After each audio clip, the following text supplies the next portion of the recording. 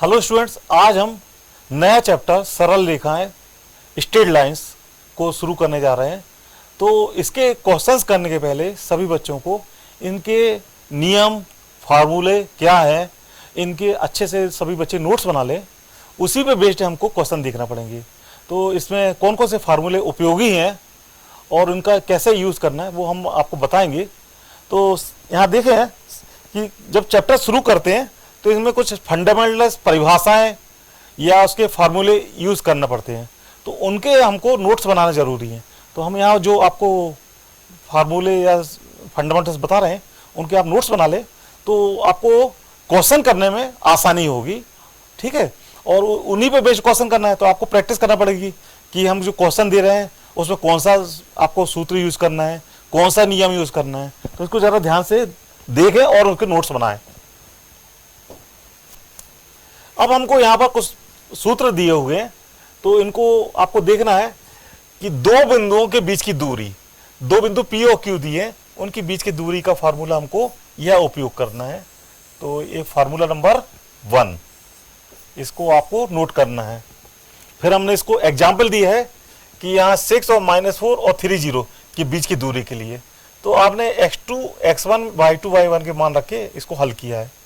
ठीक है, दूसरा फार्मूला दिया है, यह दूसरा फार्मूला है।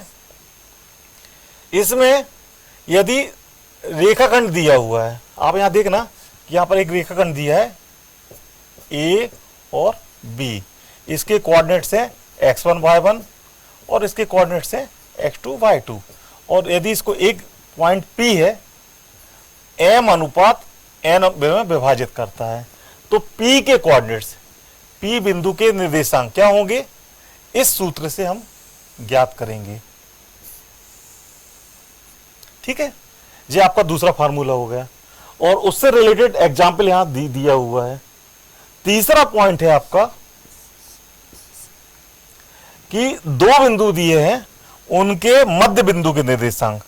तो मध्य बिंदु के निर्देशांक क्या होंगे, यह होंगे। ये आपका तीसरा फार्मूला हो गया। और चौथा फार्मूला जो दिया है आपका कि तीन बिंदु दिए हैं शीर्ष, उससे बने त्रिभुज का क्षेत्रफल। तो त्रिभुज का क्षेत्रफल यह होगा, यह आपका चौथा फार्मूला है। तो त्रिभुज मान लो दिया हुआ है,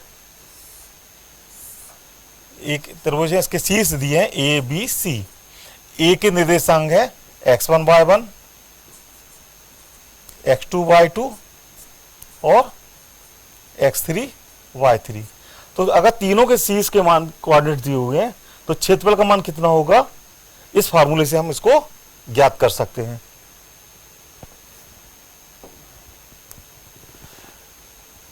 हमको एक त्रिभुज दिया है, यदि त्रिभुज का क्षेत्रफल 0 है तो तीनों रेखाएं संग, यदि हमको मतलब तीन बिंदु दिए हैं, तीन बिंदु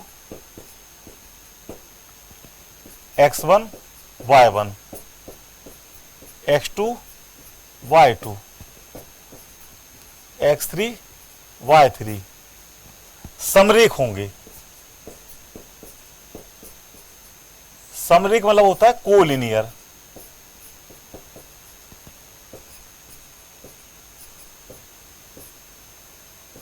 होंगे यदि इस बिंदु को नाम A दिया, B दिया और C दिया, यदि त्रिभुज ABC का क्षेत्रफल क्या हो जाए, 0 हो। तो इस पॉइंट को नोट कर लेंगे। हमको रेखा की ढाल, यहां एक रेखा दी हुई है L, उसका ढाल स्लोप दिया हुआ है और यह x अक्ष के साथ थीटा कोण बना रहा है। तो रेखा जो है x अक्ष के साथ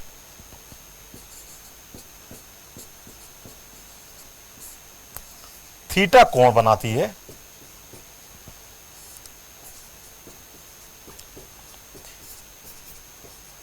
है तो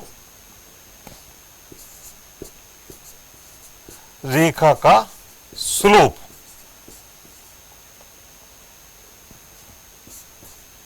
बराबर हो जाएगा m और इसका मान होगा tan थीटा। ठीक है, तो इस सूत्र को आप लोग ध्यान रखेंगे, इनका क्वेश्चंस में उपयोग होगा। ठीक है,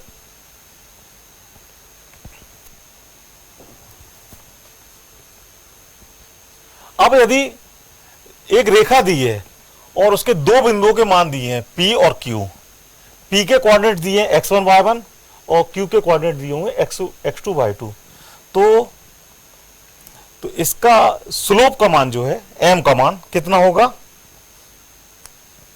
m equal to y2 minus y1 upon x2 minus x1। Clear, ये फार्मूला है।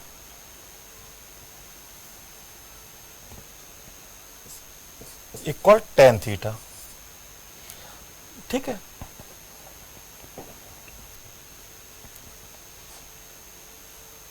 अब यदि दो रेखाओं के समांतर और परस्पर लंबे होने का प्रतिबंध, मान लो दो रेखाएं दी हैं,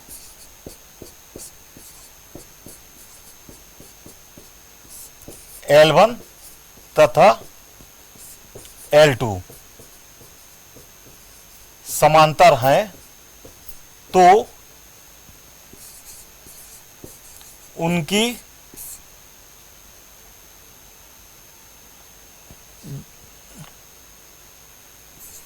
ढाल को क्या बोलते हैं, स्लोप बराबर होंगे, अर्थात m1 equal to m2। Clear,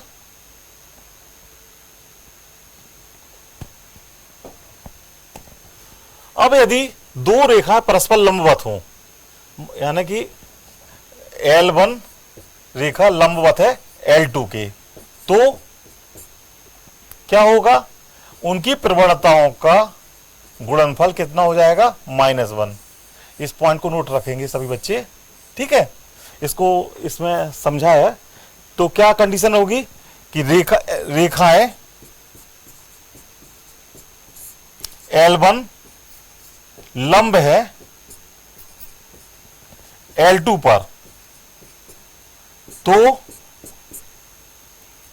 दोनों की प्रवणता स्लोप का गुणनफल कितना हो जाएगा, -1।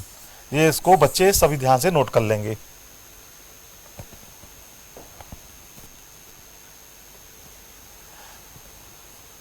यदि हमको दो रेखाओं के बीच का कोण ज्ञात करना है, तो यदि मान लेते हैं कि दोनों रेखाओं में स्लोप जो है m1 इक्वल टू tan α1 और m2 इक्वल टू tan α2 दिया हुआ है, तो उनके बीच का कोण क्या होगा, इस फार्मूले से हम ज्ञात करेंगे।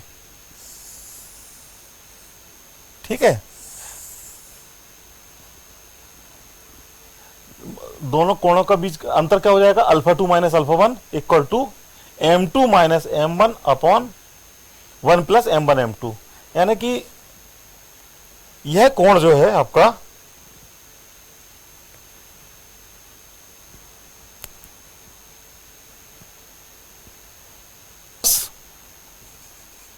m2 minus m1 upon 1 plus m1 m2। इस फार्मूले से हम इसके दो रेखाओं के बीच के कोण को हम ज्ञात कर सकते हैं।